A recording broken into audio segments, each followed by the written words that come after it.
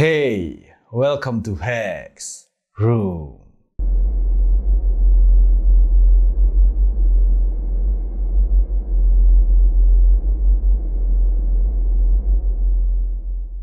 Ini adalah Hex Room, cerita lengkap dari Outside Room bermain petak umpet jelangkung bersama Java Bros. Nah, seperti biasa, sebelum nanti aku akan menceritakan apa-apa aja yang terjadi di sana dan apa aja yang terekam di kamera Hex ataupun Java Bros, aku akan menceritakan dulu nih soal tempat di mana kita bermain petak umpet jelangkung. Jadi, kemarin kita main petak umpet jelangkung itu di hutan. Hutan yang sama yang aku pakai buat main petak umpet lonceng bareng sama Jokal. Ini adalah kedua kalinya nih aku main ke hutan tersebut. Dan ini kedua kalinya aku bikin konten di hutan tersebut. Jadi selain soal terekam atau terdengarnya suara lonceng waktu aku main petak umpet lonceng di sana, aku belum punya terlalu banyak pengalaman horor di tempat tersebut. Dan mungkin permainan petak umpet jelangkung kemarin itu bisa jadi salah satu pengalaman anehku yang lumayan menyeramkan ya di hutan itu. Kenapa? Ya, nanti akan aku mulai ceritakan satu persatu.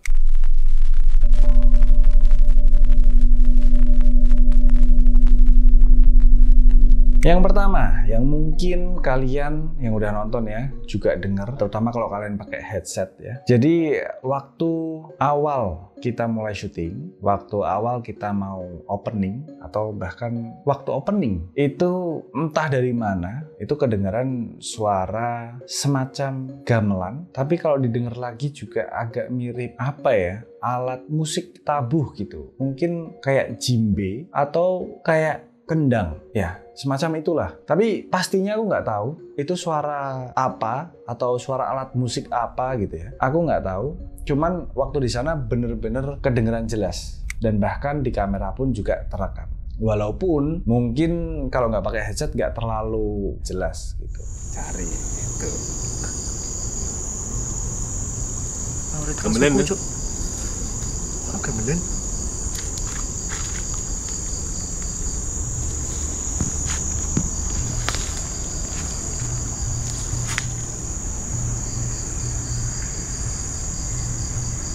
Suara apa, Cok? Gamelan, Cok?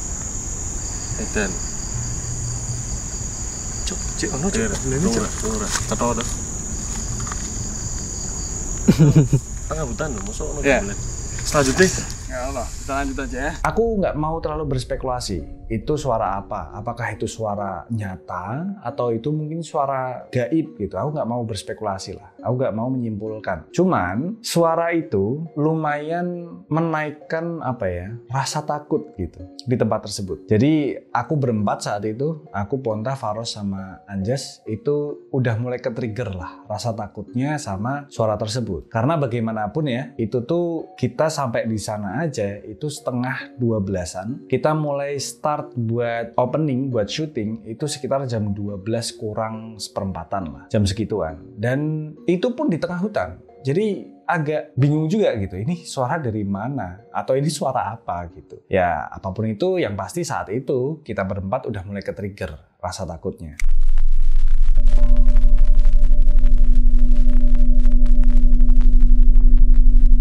Dan kemudian yang kedua adalah suara yang gimana ya aku ngomongnya ya. Kalau di tempat itu suaranya tuh terdengar seperti suara teriakan. Jadi kayak orang teriak dan itu 2 kali dan panjang suara teriakannya. Sekali lagi, aku nggak tahu itu suara apa. Tapi kalau misal pun mau berspekulasi itu suara burung, waktu di video itu kan aku bilang itu bukan suara burung tuh. Kalau yang itu baru suara burung. Jadi ada suara lain selain suara yang kayak teriakan itu. Dan suara lain itu aku yakin kalau itu suara burung. Tapi suara teriakan ini aku nggak yakin itu suara burung.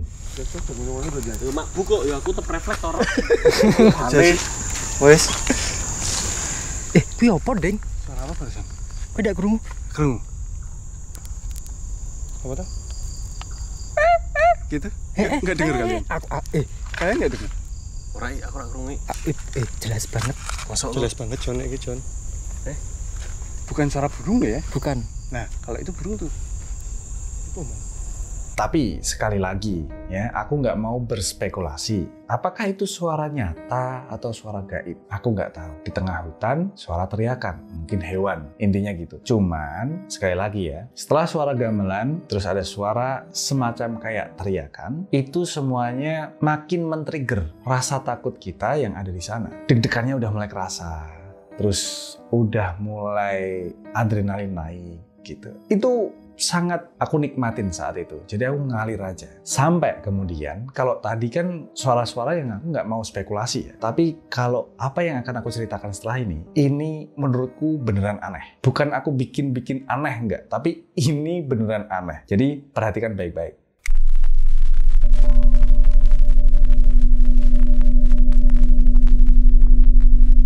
Oke, kejadiannya itu ketika aku mulai melakukan tantangannya. Aku harus membaca sebuah cerita soal bayi merah. Yang dimana cerita bayi merah ini sebenarnya aku bikin sendiri. Aku tulis sendiri ya, dengan imajinasiku. Tujuannya apa? Tentu aja tujuannya untuk menaikkan adrenalin. Karena itulah ya poin dari Outside Room. Untuk menaikkan adrenalin, menaikkan rasa takut. Dan aku menikmati hal itu. Itu kenapa di permainan ini aku selipkan gitu. Sebuah cerita yang cerita ini akan aku tanamkan ceritanya ke si Jailangkung ini. Sehingga aku harus memperlakukan Jailangkung ini sesuai dengan cerita yang aku bikin tersebut. Setelah aku baca ceritanya, aku mulai baca misi yang harus aku lakukan. Dan ketika aku baca misinya, ada suara semacam benda kecil jatuh. Itu posisinya, arah suaranya ya, itu ada di belakangnya Ponta. Jadi ada di depanku, tapi di belakangnya Ponta. Nah waktu itu kita emang sempat berhenti terus diem tuh. Aku pun yang lagi baca langsung diem juga. Karena sebenarnya emang sepanjang aku di situ ya, dan sepanjang aku persiapan naruh jailangkungnya, naruh dupanya, terus naruh bunga-bunganya, sepanjang itu semua emang nggak ada tuh suara-suara semacam itu kayak apa jatuh atau sesuatu jatuh, itu nggak ada. Ya emang baru itu. Makanya waktu itu ya lumayan bikin kok ada yang jatuh gitu doang. Cuman nggak mempertanyakan dan nggak berpikir ke arah itu suatu hal yang aneh atau serem. Misi. Berilah dia nama, bujuklah dia, kasihi dia, dan Waduh. Terus kemudian ya udah lanjut. Aku baca lagi lah tuh misinya. Ketika aku melanjutkan lagi baca misi, nggak lama langsung terdengar lagi dari arah yang sama suara benda yang lebih besar lagi jatuh. Oke. Aku ulang ya. Misi. Wah. Jadi berasa kayak sesuatu kecil terjadi, masih dilanjut, akhirnya sesuatu yang lebih besar terjadi gitu. Ngerti gak sih maksudnya? Ya, berasa kayak gitu. Cuman waktu itu aku nggak nangkep. Itu semua aku tangkap setelah aku edit videonya, setelah aku lihat keseluruhan videonya, baru aku tangkap. Tapi waktu itu di situ aku nggak terlalu nangkep tuh. Ya kayak benda kecil jatuh, wajar di hutan, bisa jadi buah gitu. Terus benda yang lebih besar jatuh dari arah yang sama, ya mungkin ranting gitu kan. Kayak ya udah, kaget, lumayan menyita perhatian. Cuman ya udah gitu. Kita lanjut.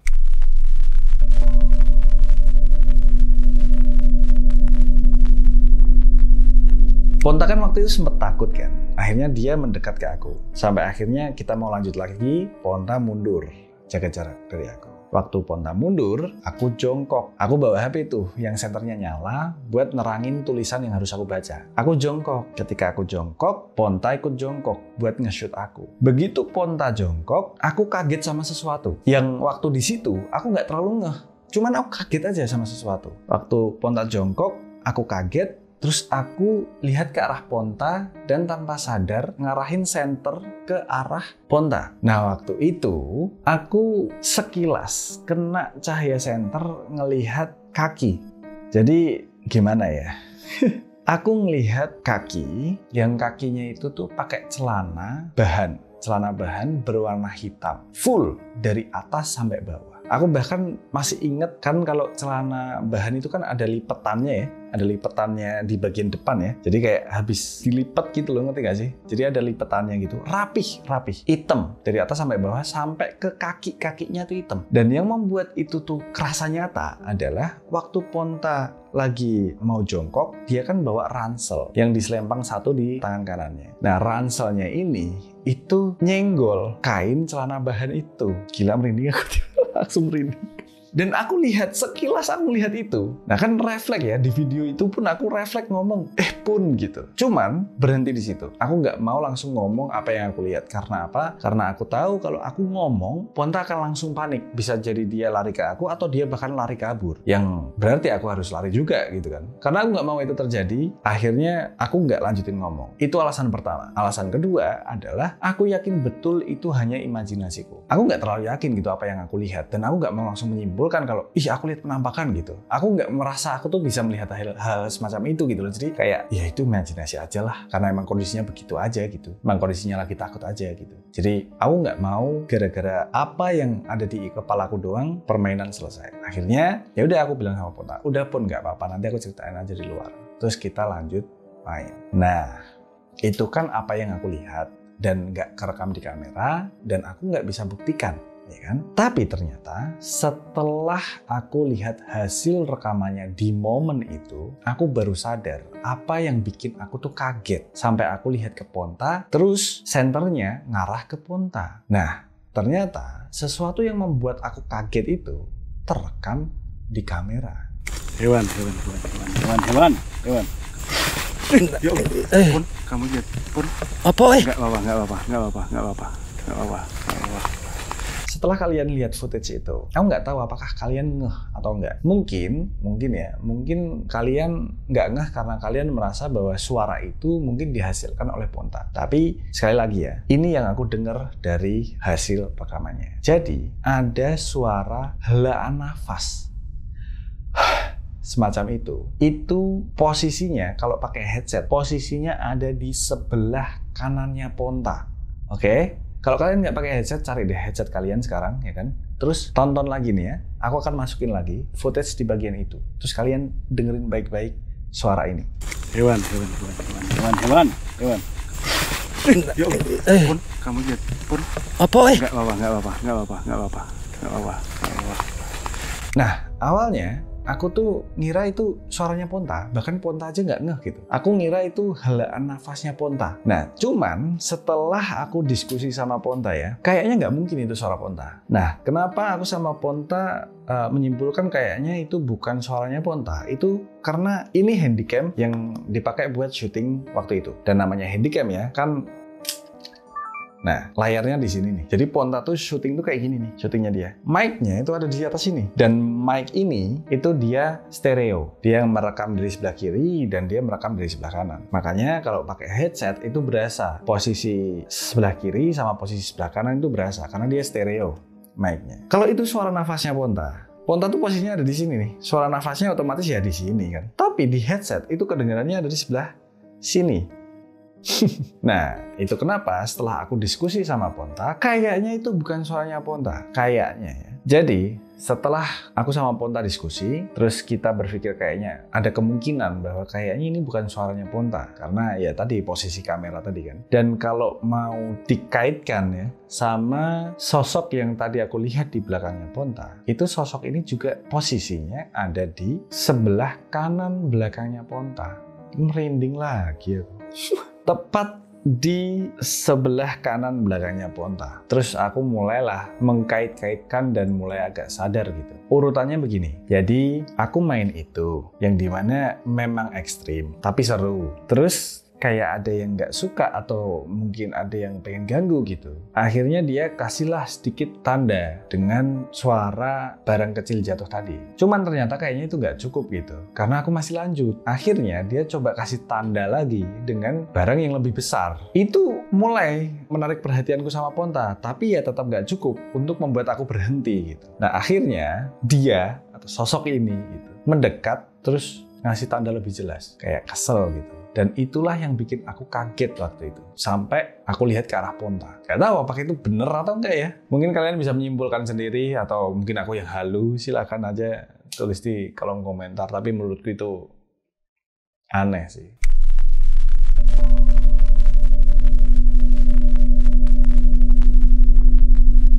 Nah, setelah hal itu tadi terjadi, aku kan lanjut tuh ya, masih tetap lanjut main sampai di momen waktu aku gendong jailangkungnya. Aku ambil jailangkungnya, aku gendong, terus aku berdiri. Itu pengalaman atau perasaan yang baru pertama kali aku rasakan sepanjang aku bikin konten Outside Room. Baru pertama kali itu aku merasakan itu. Jadi setelah runtutan tadi ya, itu kondisiku bener-bener udah nggak stabil sama sekali. Jadi yang kurasakan adalah kepalaku itu apa ya, kayak pusing tapi bukan sakit, pusing yang keliengan gitu loh, yang bener-bener kayak ngambang, kepala tuh kayak muter gitu. Itu bener-bener aku rasain, dan itu keliengannya tuh bukan level keliengan yang normal, udah bener-bener yang goyang gitu, kayak semuanya goyang, yang aku lihat semuanya udah goyang gitu. Dadaku itu sesak banget, jadi nafas tuh pendek, kayak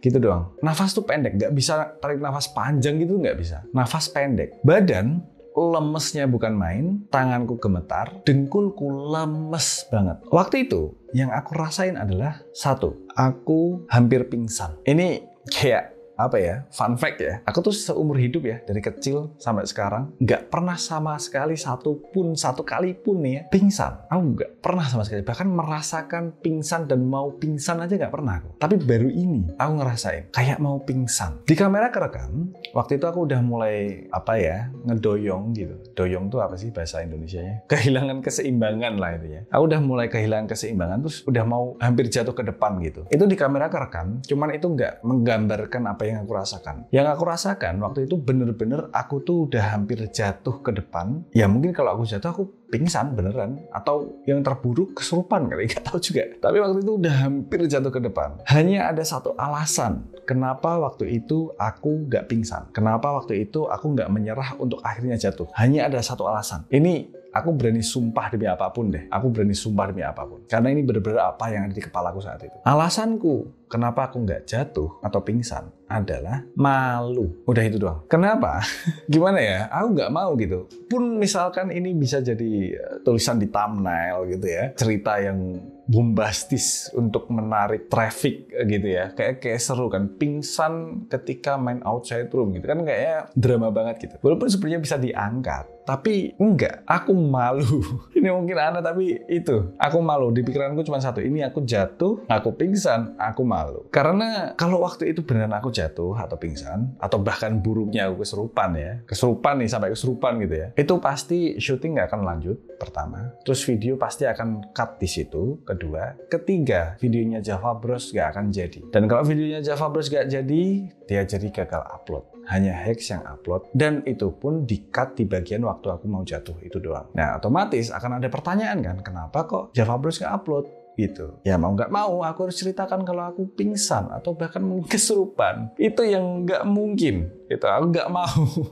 Nggak mungkin aku cerita aku pingsan dan aku bahkan mungkin kesurupan gitu, nggak akan.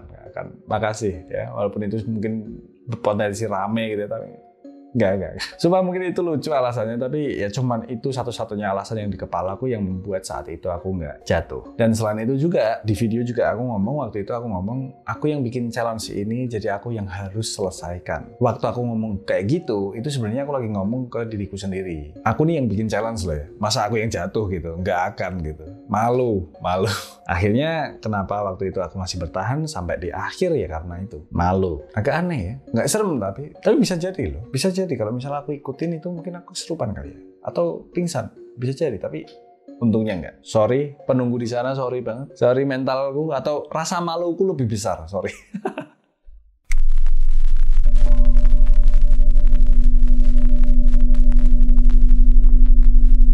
Nah, kemudian hal menarik lainnya adalah sesuatu yang terekam atau suara yang terekam di kameranya Java Bros waktu mereka lagi mainin tantangannya. Nah, ini aku dapetin dari salah satu komentar di live streamingku. Jadi ada yang bilang di menit ini ada suara terekam. Ini suaranya siapa? Apakah itu suaranya Faros atau Anjas gitu kan? Nah, suara yang menurutku setelah aku cek juga itu aneh, itu ada di bagian dimana Anjas memanggil Mbak Kunti ya, waktu dia membaca baca mantra Mbak Kunti. Nah, waktu itu kan ada sesuatu yang membuat mereka kaget tuh. Mereka kaget terus mereka berhenti, ya. Anjas juga berhenti. Anehnya, waktu setelah kaget itu ada suara semacam kayak gini nih. Gitu. Di kamera Java Bros. Ya, kalian coba dengerin baik-baik dulu deh suara tersebut. Penting nih. Nona Kunti. Sek toros tenan iki bar iki di. Jas. Mek ngadeg kowe ya. Jas. Yo mek ngadeg. Nah, kalau didengerin baik-baik ya, itu seharusnya kayaknya bukan suaranya Anjas. Karena Anjas waktu itu lagi kaget dan dia nengok ke belakang. Dan suara itu tuh hampir bertabrakan sama suaranya Faros. Dan kalau didengerin lagi, suaranya emang bukan suaranya Faros. Kalau pakai headset, kamu akan berasa tuh kalau suaranya itu lebih dominan di sebelah kanan. Jadi kemungkinan suaranya sumbernya itu ada di sebelah kanan kamera, yang dimana posisi Faros berdiri itu sama persis sama posisi Ponta berdiri, dan posisinya Anjas itu sama kayak posisiku waktu aku mainin tantangannya. Jadi kalau mau dikaitkan ya, aku melihat sesuatu di belakang sebelah kanannya Ponta, terekam suara semacam helaan nafas di sebelah kanannya Ponta, terekam suara di sebelah kanannya Faros.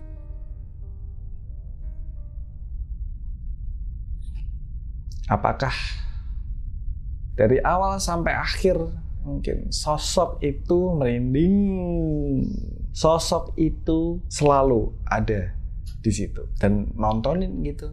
Aku sama Java Bros mainin, gila merinding aku. Tapi untuk si aku waktu itu gak kesurupan pakai.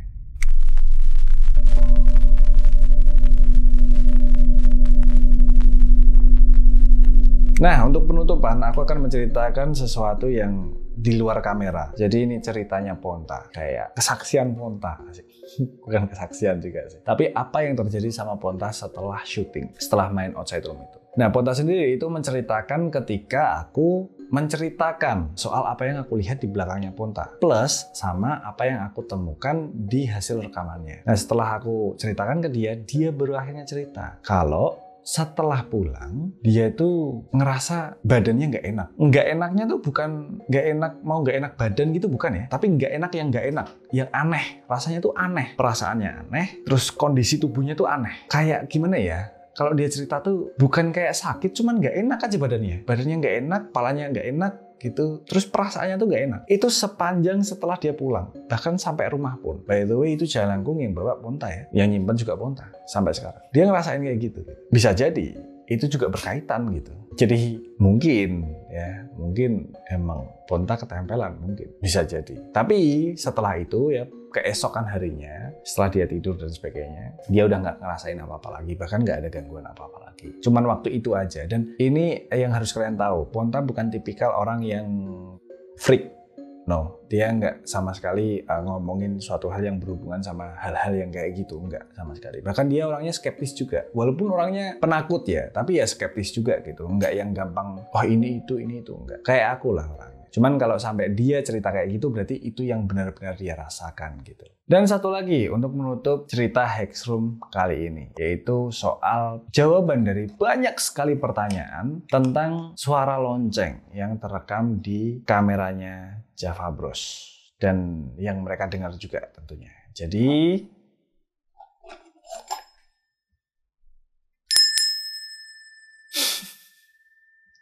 waktu itu sebelum kita tuh berangkat ya ke hutan tersebut, kan habis maghrib tuh persiapan dulu ya, beli barang ini itu dan sebagainya. Nah, aku sempetin dulu, aku nemuin ini nih ya, waktu aku ngeprint di kayak toserba gitu, aku ngeprint buat challenge-nya. Aku lihat nih ada lonceng, kepikiran lah, nih seru nih kayaknya kalau ngerjain Java Bros. Kayaknya seru nih, apalagi mereka tahu kan soal petak umpet lonceng yang sebelumnya kan. Kayaknya seru nih kalau aku ngerjain. Akhirnya aku belilah sekalian tanpa sepengetahuan mereka. Intinya, Hexroom itu hanya menceritakan apa-apa yang terjadi, yang benar-benar terjadi di sana. Dan kalaupun ada apa-apa yang tidak benar-benar terjadi, maka aku juga akan ceritakan. Oke? Jadi sekali lagi, buat kalian juga harus agak pintar-pintar ya, karena sekali lagi ini tontonan yang hanya untuk ditonton, bukan kepercayaan yang harus dipercayai dan bukan keyakinan yang harus diyakini. Jadi nikmatin aja. So, kayaknya banyak banget yang kangen ya. It's behind you now.